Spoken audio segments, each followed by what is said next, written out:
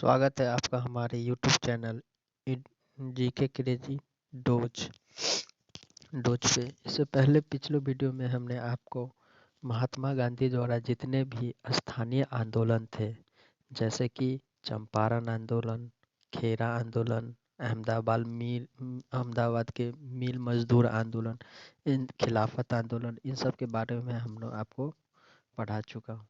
तो अगर आपने वो वीडियो नहीं देखा है तो आप हमारे पहले वीडियो को देखें, उसके बाद ही वीडियो देखें ताकि आपको अधिक से अधिक समझ में आए। तो चलिए आज के हम लोग शुरू करते हैं। हमारा जो टॉपिक है असहयोग आंदोलन। तो असहयोग आंदोलन महात्मा गांधी द्वारा चलाया गया पहले भारतीय अखिल जन आंदोलन था, जो 1920 से लेके 1922 ईस्वी के बीच में चला था असहयोग आंदोलन। तो असहयोग आंदोलन पढ़ने के पूर्व हम लोग देखते हैं कि असहयोग आंदोलन में हमारी पृष्ठभूमि क्या थी, मतलब कारण क्या थे। असहयोग आंदोलन के कारण थे खिलाफत आंदोलन, जलियांवाला बाग हत्याकांड क्या थी, 1 अगस्त 1920 को क्या हुआ था, सितंबर 1920 का जो विशेष अधिवेशन हुआ था कलकत्ता में, जिसकी अध्यक्षता लाला लाजपत राय जी कर रहे थे, उसमें जो है असहयोग आंदोलन की शुरुआत करने की बात कही गई थी। फिर दिसंबर 1920 ईस्वी में जो हमारा कांग्रेस का वार्षिक अधिवेशन नागपुर अधिवेशन में हुआ था, उसमें क्या हुआ था, इस असहयोग आंदोलन के कार्यक्रम क्या थे। फिर एक था 5 फरवरी 1922 ईस्वी को चौरी चौरा कांड क्या था, 12 फरवरी को बारदौली बैठक में क्या हुआ, 10 मार्च 1922 ईस्वी को। तो इन सारे टॉपिक को आज हम कवर करेंगे। तो आशा करते हैं कि आपको समझ में आएगा। अगर आपको समझ में आए तो हमारे वीडियो को लाइक सब्सक्राइब कर ले ताकि आने वाले वीडियो की हर एक नोटिफिकेशन आपको पहुंच जाए। तो चलिए हम लोग स्टार्ट करते हैं। सबसे पहले हम लोग इसकी पृष्ठभूमि देखेंगे, मतलब भूमिका क्या थी असहयोग आंदोलन की। तो भूमिका देखेंगे असहयोग आंदोलन की। तो असहयोग आंदोलन की इसमें भूमिका क्या थी, तो ये गांधी जी के नेतृत्व में चलाया जाने वाला पहला भारतीय अकेला आंदोलन था, जो जन आंदोलन के रूप में परिवर्तित हो गया। ठीक है, तो हमारा ये राष्ट्रीय आंदोलन जो था जन आंदोलन के रूप में परिवर्तित हो चुका था। जो ये आंदोलन राष्ट्रीयता जो था इसकी गांव-गांव और शहर-शहर तक फैल गई थी। यह आंदोलन सामाजिक और भौगोलिक विस्तार को बढ़ाने में अहम भूमिका निभाया। मतलब भौगोलिक रूप से ये बहुत ज़्यादा विस्तार हो चुका था और ये आंदोलन जन आंदोलन था, मतलब जनता के बीच का ये आंदोलन था। जनता भी कर रही थी इस आंदोलन में सहायता, इसलिए इसको जन आंदोलन कहा गया है। ठीक है, इस आंदोलन में जो व्यापारिक वर्ग के थे, श्रमिक थे, कृषि थे और जो आदिवासी थे, इन सब में बढ़ चढ़कर भाग लिया इस असहयोग आंदोलन में। अब असहयोग आंदोलन की भूमिका पृष्ठभूमि क्या थी, सिंपल वे में कहे तो कारण क्या था, तो ब्रिटिश शासन का जो शोषण था वो परक चरित्र, मतलब बहुत ज़्यादा शोषण के कारण ही ये असहयोग आंदोलन देखा गया था। तो महात्मा गांधी द्वारा जो चलाया गया चंपारण आंदोलन, खेरा आंदोलन, अहमदाबाद का जो मिल मजदूर आंदोलन से पता चला महात्मा गांधी को कि अंग्रेज किस तरह से भारतीयों का शोषण कर रहे थे। दूसरा कारण इसका है रॉलेट एक्ट। रॉलेट एक्ट को महात्मा गांधी जी काला कानून भी कहे थे। इस रॉलेट एक्ट के थ्रू क्या होता था कि बिना किसी मुकदमे को दर्ज किए हुए किसी भी भारतीय को, मतलब जो राष्ट्रवादी था, राष्ट्रवादी आंदोलन को कम करने के उद्देश्य से ही रॉलेट एक्ट अधिनियम लाया गया था। रॉलेट एक्ट लाया गया था ब्रिटिश सरकार के द्वारा, जिससे किसी को भी बिना संदेह के अनुसार ही किसी को भी जेल में गिरफ्तारी का कर सकते थे ब्रिटिश जो ये थे सिपाही लोग थे, पुलिस। ठीक है, जलियांवाला बाग कांड जो 19 अप्रैल, जलियांवाला बाग कांड कब हुआ था? 19 अप्रैल 1919 को हुआ था। तो इसमें क्या हुआ था 19 अप्रैल 1919 ईस्वी को? तो पंजाब प्रांत के, यहाँ पे लिख देता हूँ, पंजाब प्रांत का जो था जलियांवाला जो बाग था, जलियांवाला बाग, जलियांवाला बाग, ठीक है, इसमें जो थे एक बहुत मतलब एक भीड़ के साथ बहुत ज़्यादा ही वहाँ पे किसान लोग इकट्ठा हुए थे। और रॉलेक्ट जो एक्ट आई थी, रॉलेक्ट एक्ट, ये जो रॉलेक्ट एक्ट आई थी, इसके विरोध में ये जो पंजाब का जो प्रांत था जिसमें इसका विरोध कर रहे थे, बहुत सारे किसान की भीड़ थी। तो क्या हुआ कि अंग्रेज अधिकारी थे एक जनरल डायर। कौन?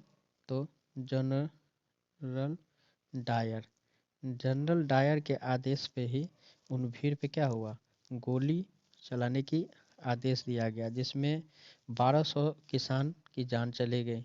1200 किसान की जान चले गई, मतलब 1200 किसान मारे गए, 1600 से 1700 घायल हो गए। ठीक है, तो इस तरह के जलियांवाला बाग हत्याकांड ने भी असहयोग आंदोलन जो जन आंदोलन था, इसमें अहम भूमिका निभाया था। 1919 का अधिनियम, 1919 अधिनियम के तहत जो असंतोषजनक बातें कही गई थी, जिसके कारण ये असहयोग आंदोलन हुआ था। प्रथम विश्व युद्ध के कारण जो हुआ था, देश का जो हालत था आर्थिक रूप से भी खराब हो चुकी थी।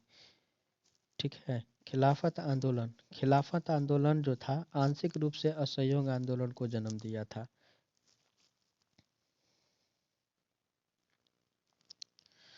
अब ये असहयोग आंदोलन की शुरुआत कब हुई? तो 1 अगस्त 1920 ईस्वी को।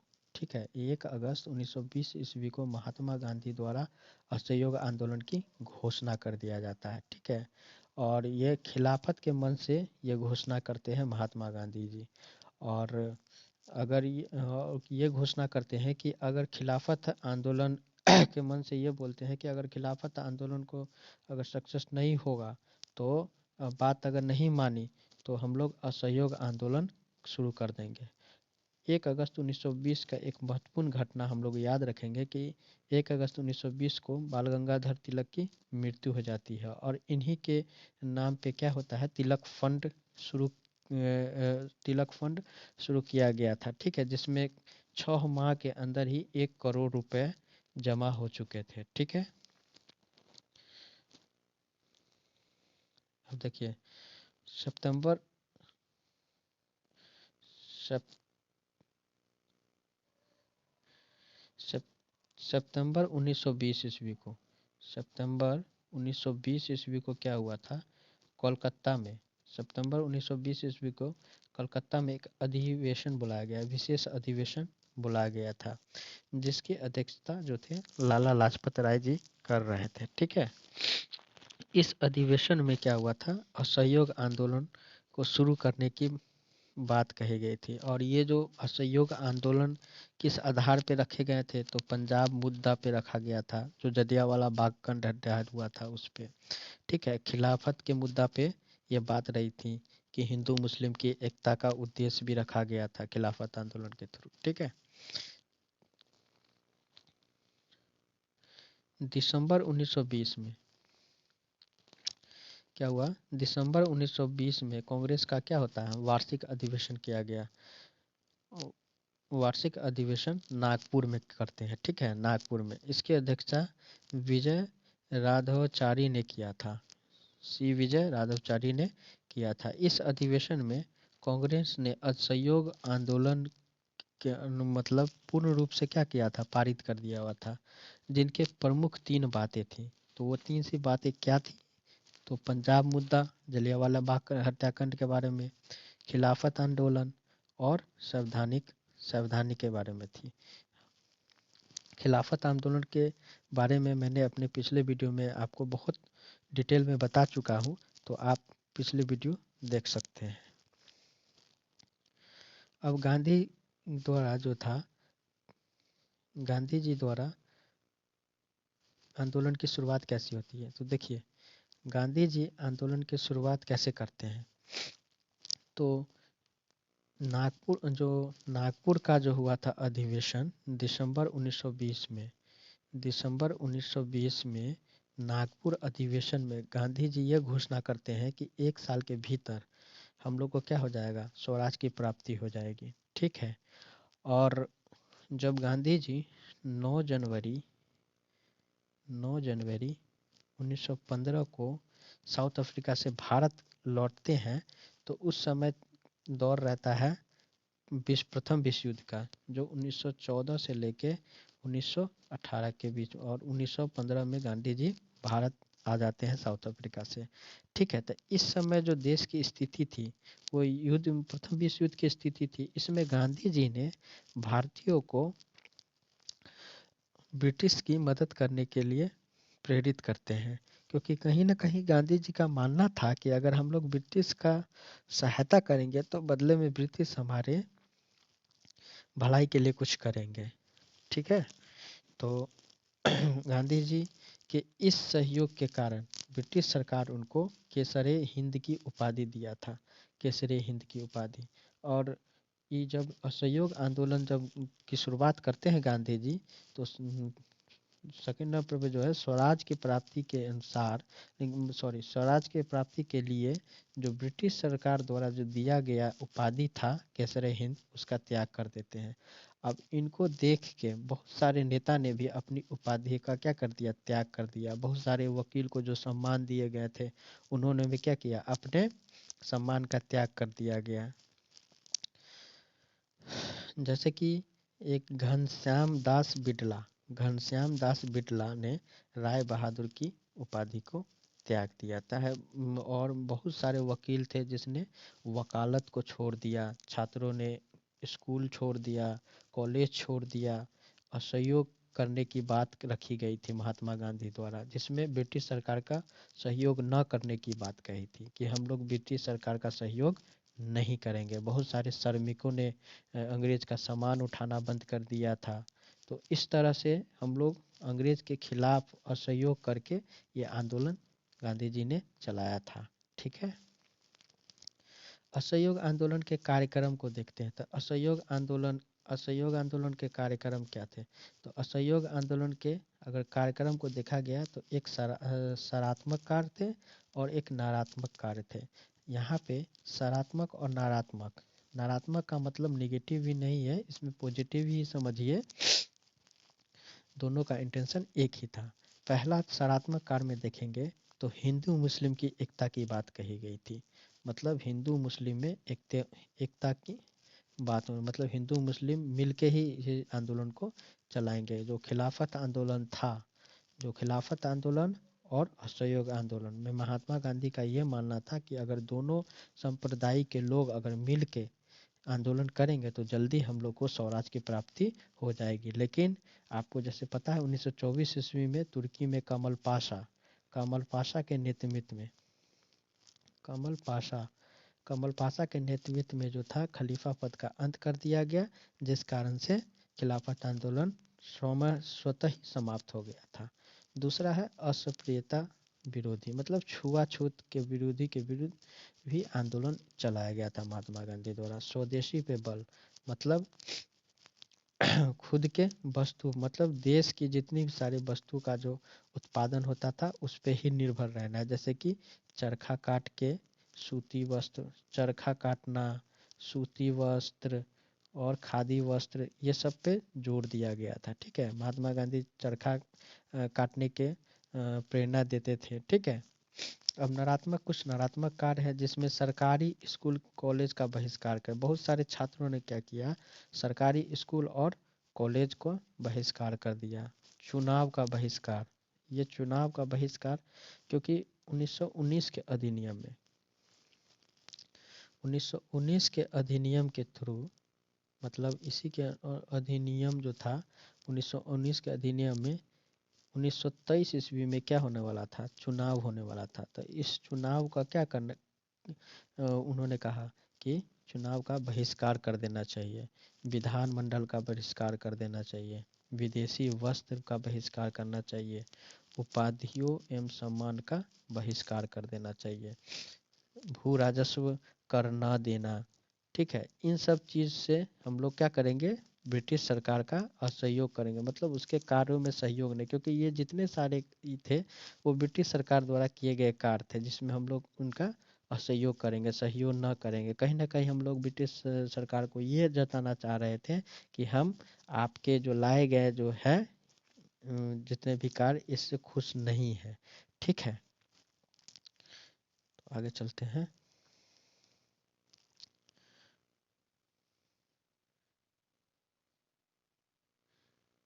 तो आगे है असहयोग आंदोलन, भारतीय राष्ट्रीय आंदोलन की योग्यता क्या रही। असहयोग आंदोलन का जो है भारतीय राष्ट्रीयता आंदोलन में योगदान क्या रहा। तो ये तो एक तो राष्ट्रीयता का बढ़ावा दिया। ठीक है, विस्तार इसका बहुत ज़्यादा था, भौगोलिक क्षेत्र से विस्तार, जैसे कि पंजाब क्षेत्र था, उड़ीसा था, मध्य प्रांत था, इन सब क्षेत्रों में क्या था, इसका विस्तार हो चुका था। ये श्रमिक लोग जितने भी थे, मजदूर लोग थे, किसान लोग थे, इन सब ने बढ़ चढ़ कर इस असहयोग आंदोलन में क्या किया था, भाग लिया था। सामाजिक आधार था।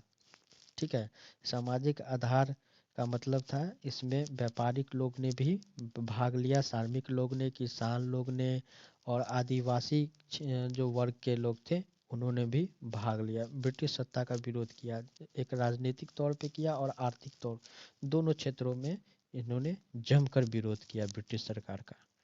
ठीक है, फिर एक 5 फरवरी 1922 ईस्वी को एक घटना घटती है। क्या था घटना, तो उत्तर प्रदेश का जो गोरखपुर था वहाँ पे एक जगह था चौरी चौरा। उस चौरी चौरा नाम पे जो नाम के स्थान पे जो था, असहयोग आंदोलन के अंतर्गत ही जब 3,000 किसान, कितने, 3,000 किसान के भीड़ पर पुलिस ने गोलीबारी कर दी। तो बहुत सारे भीड़ थे, 3,000 किसान थे वहाँ पे। तो इतने सारे किसान पे जब गोलीबारी किया गया तो वो जो भीड़ था उग्र का रूप ले लिया। ठीक है, और यही उग्र के रूप पे क्या हुआ, चौरी चौरा नाम जगह पे एक पुलिस थाना था, उसको घेर लिया गया और उसमें आग लगा दिया गया, जिसमें 22 पुलिस कर्मियों का जिंदा जला दिया गया, मतलब 22 पुलिसकर्मी जिंदा ही जल के मर गए थे। जो एक गांधी जी की नज़र में यह कि हिंसात्मक घटनाएं थी। ठीक है, फिर क्या हुआ, जब ये हिंसात्मक घटनाएं घटी तो अब नेक्स्ट क्या होता है, गांधी जी का क्या मतलब प्रतिक्रिया होंगी उनको हम लोग देखेंगे।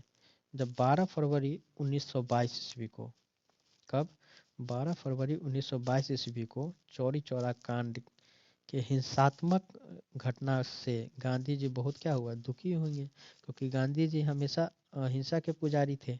तो 12 फरवरी 1922 को बारदोली में एक संयुक्त बैठक कराया गया जिसमें असहयोग आंदोलन को वापस ले लिया गया था।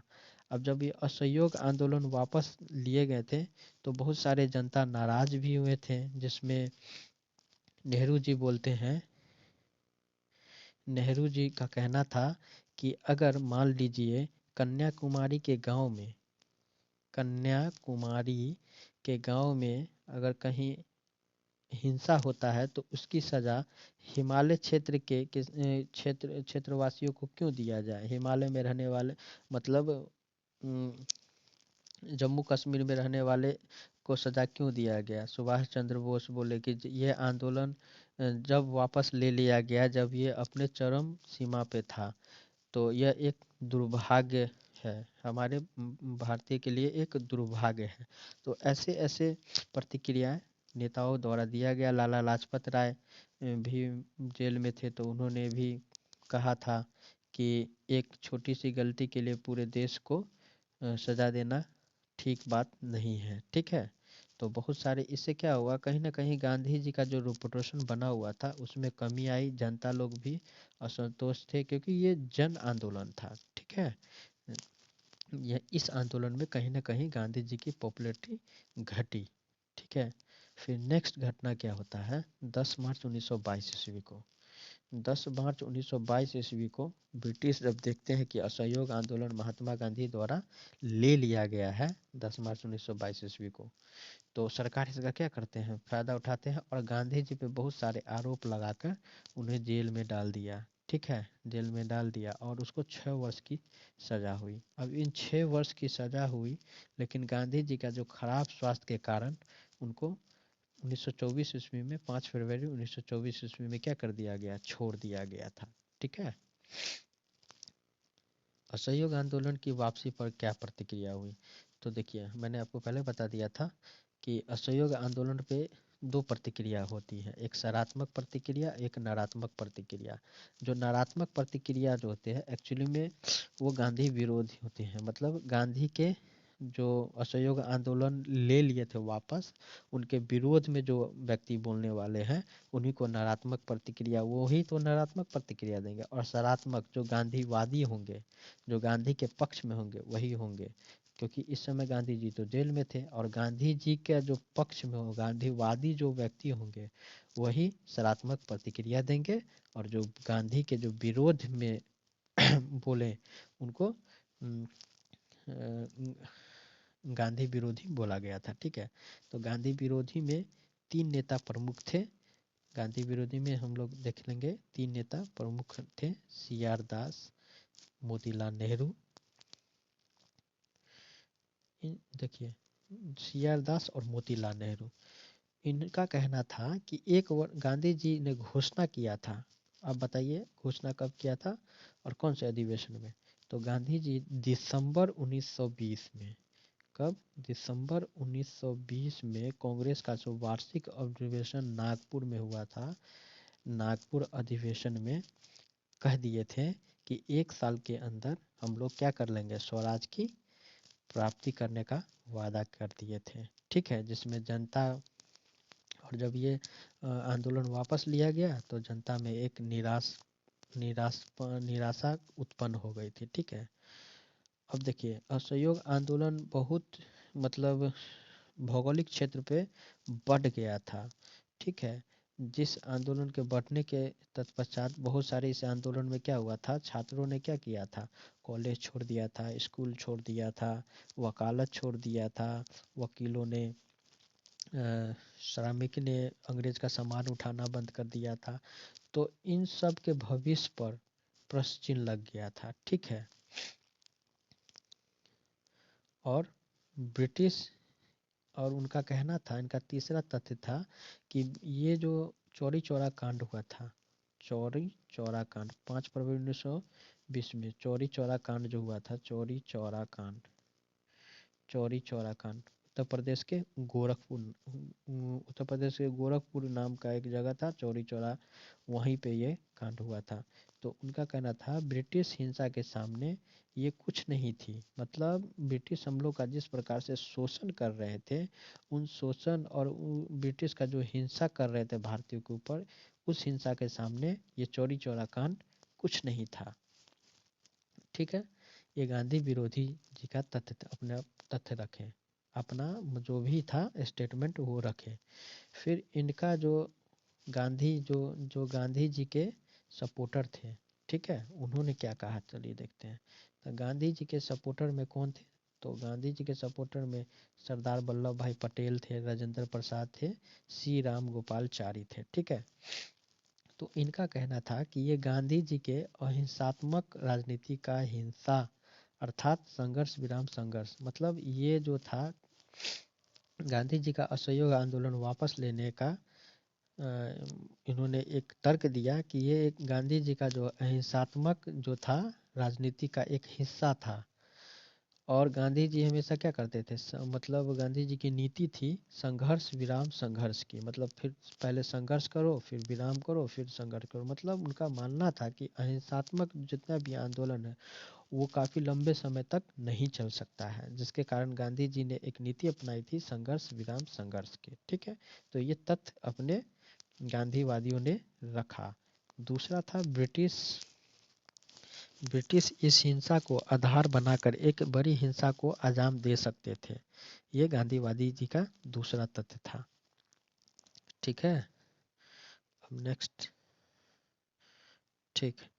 तो ये दोनों विचारधाराएं गांधीवादी और गांधी विरोधी ने रखे। उसके बाद क्या होता है, उसके बाद हुआ ये कि सी आर दास और मोतीलाल नेहरू इन दोनों ने मिलके इन दोनों ने मिलके गांधी जी ने इन दोनों ने मिलके क्या किया, एक पार्टी की स्थापना की।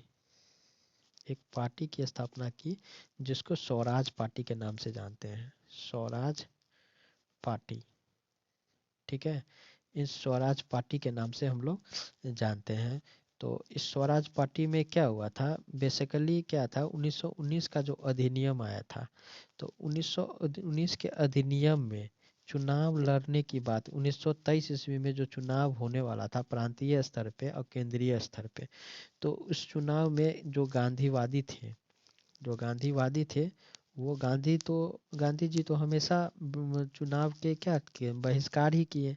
लेकिन सी आर दास और मोतीलाल नेहरू ये जो परिवर्तनवादी नेता बने, और ये अपरिवर्तन जो समय के साथ अपने को चेंज किए उसको परिवर्तनवादी बोला गया, और जो नहीं कर पाए वो अपरिवर्तनवादी कहा गया। तो परिवर्तनवादी नेता में सी आर दास और मोतीलाल नेहरू, और इन्होंने 1919 के अधिनियम में चुनाव में भाग लेने के मुद्दा पे ही ये दोनों के बीच में बहस हुआ। जब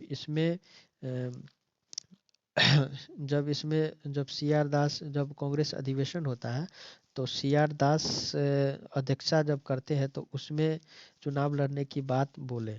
ठीक है, चुनाव लड़ने के लिए बोला गया, तब इसको अस्वीकृत कर दिया गया, मतलब चुनाव न लड़ने की बात कही गई, जिससे क्या हुआ, सी आर दास ने कांग्रेस को छोड़ दिया और एक अपनी पार्टी स्वराज पार्टी की स्थापना कर लेते हैं। स्वराज पार्टी की स्थापना करते हैं जिसके अध्यक्ष होते हैं सी आर दास और सचिव होते हैं मोतीलाल नेहरू। तो ये जो है स्वराज पार्टी हमारा नेक्स्ट वीडियो में आएगा। तो अगर आपको ये असहयोग आंदोलन समझ में आया हो तो हमारे वीडियो को लाइक करें, सब्सक्राइब कर लें, ताकि हमारे जो भी आने वाले वीडियो हैं आप तक आपको उसका नोटिफिकेशन पहुंच जाए। धन्यवाद।